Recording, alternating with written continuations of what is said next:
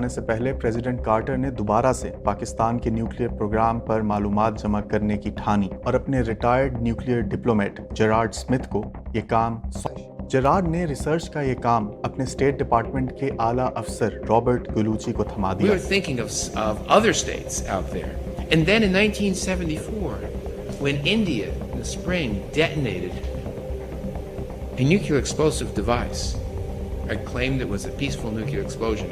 Robert Gallucci نے اس کام کے لیے CIA کو متحرک کیا اور پوری دنیا سے پاکستان کی خریدی ہوئی چیزوں کی لسٹ بھی بنانا شروع کر دی۔ گلوچی کی اس موضوع پر لکھی گئی پہلی رپورٹ بہت بڑی تھی اور اس رپورٹ نے امریکی انتظامیہ کو ہلا کے رکھ دیا۔ اس رپورٹ میں لکھا تھا کہ امریکہ کو جلد ہی کچھ کرنا چاہیے کیونکہ پاکستان کی خریداریوں سے پتہ چل رہا ہے کہ پاکستان نے نہ صرف یورینیم سینٹریفیوج ٹیکنالوجی حاصل کر لی ہے بلکہ اس ٹیکنالوجی کو استعمال بھی کرنا شروع کر دیا ہے۔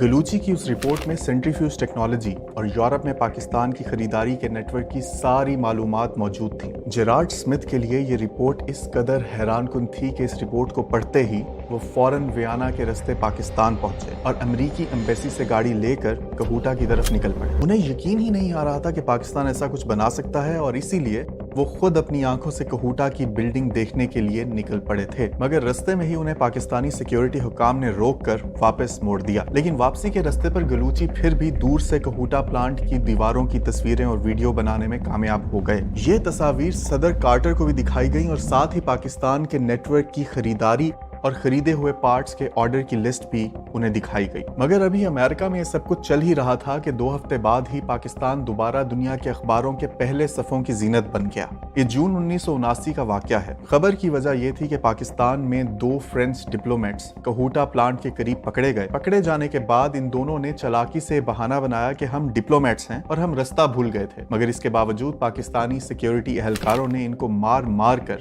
ہاسپٹل پہنچا دیا تھا۔ فرانس کی ایمبیسی کے کچھ اور افسران بھی کہوٹا جانے کی کوشش کرتے رہے لیکن ان کو بھی بندوقیں دکھا کر واپس موڑ دیا گیا۔ اس واقعے کے 24 گھنٹے کے اندر ہی جنرل ضیاء نے بھی فرانسیسی گورنمنٹ کو پیغام بھجوایا کہ اگر اب کے بعد کوئی بھی فرانسیسی کہوٹا پلانٹ کے قریب دیکھا گیا تو اس کی ذمہ داری پاکستانی حکومت نہیں لے